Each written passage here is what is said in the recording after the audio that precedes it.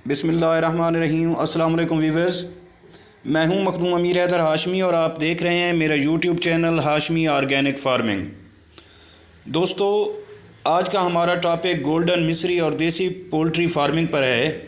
Viewers, जैसा कि आप जानते हैं कि अब अंडे का सीज़न ख़त्म हो रहा है, तो ऐसे में फार्मर हजरात, मेरा मतलब पोल्ट्री फार्मर, किस तरीके से ज़्यादा मुनाफा कमा सकते हैं और अब नया चूज़ा डालने की भी बेहतरीन टाइम है और आप नए चूज़े की देखभाल कैसे करें। तो साथियों, सबसे पहले तो अगर आपके फार्म में ब्रीडर भी शामिल हैं तो आप अपने फार्म के अंडे हैचरी वालों को भी फ़रोख्त कर सकते हैं, जो कि आपको अच्छी इनकम देंगे।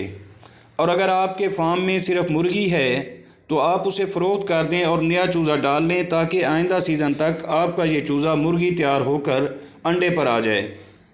अज़ीज़ साथियों, नया चूज़ा डालने का ये मार्च का महीना बहुत ही सूटेबल होता है, क्योंकि एक तो इस महीने में चूज़ा बीमार कम होता है और दूसरा फार्मर को ब्रूडिंग का ख़र्च ना होने के बराबर होता है।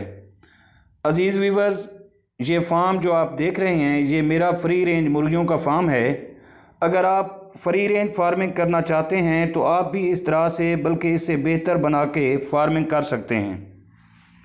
व्यूअर्स, फ्री रेंज में मुर्गियां सेहतमंद रहती हैं और इनमें बीमारियों के ख़िलाफ़ लड़ने की ताकत बढ़ जाती है, यानी बीमारियों के ख़िलाफ़ इनमें क़ुव्वत मुदाफ़त बढ़ जाती है, जिसकी वजह से ये बहुत कम बीमार होती हैं। साथियों, पोल्ट्री फार्मिंग बहुत से तरीक़ों से की जाती है, जो आपको आसान और सस्ता नज़र आए, आप उस तरीके से फार्मिंग करें। दोस्तों, कुछ दोस्त गोश्त के लिए फार्मिंग करते हैं, जिसमें सिर्फ मुर्गा पाला जाता है, और कुछ दोस्त अंडों के लिए करते हैं। तो अंडों के लिए भी दो तरह की फार्मिंग होती है। एक बग़ैर मुर्गे के अंडे लिए जाते हैं और दूसरा मुर्गियों में ब्रीडर मुर्गे छोड़े जाते हैं, जिसकी वजह से आपको फर्टाइल अंडे मिलते हैं, जो आप ख़ुद भी चूज़ा निकलवा सकते हैं और हैचरी वालों को भी सेल कर सकते हैं।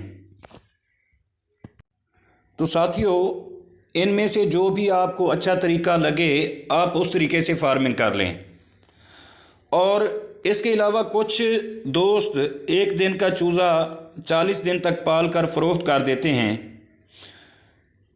व्यूअर्स, उसमें भी बहुत सा मुनाफा दोस्त कमा लेते हैं और उनको बहुत सारा मुनाफा मिल जाता है। बहरहाल, हर तरह की फार्मिंग मुनाफे वाली होती है, लेकिन ये सिर्फ़ आप पर मुनहसर है कि आप कैसी फार्मिंग करना चाहते हैं या पसंद करते हैं। क्या आप पोल्ट्री फार्मिंग अंडों के लिए करते हैं, या कि गोश्त के लिए करते हैं, या फिर फर्टाइल अंडों की करना चाहते हैं, या फिर चूज़ा तैयार करने के लिए।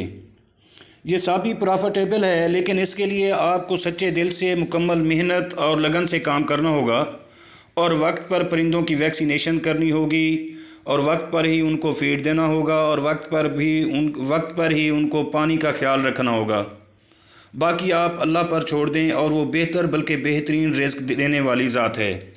लेकिन एक बात जहन में रहे, अल्लाह ताला भी उन्हीं लोगों को बेहतर रिज़्क देता है जो मेहनत पर यकीन रखते हैं और मेहनत करते हैं।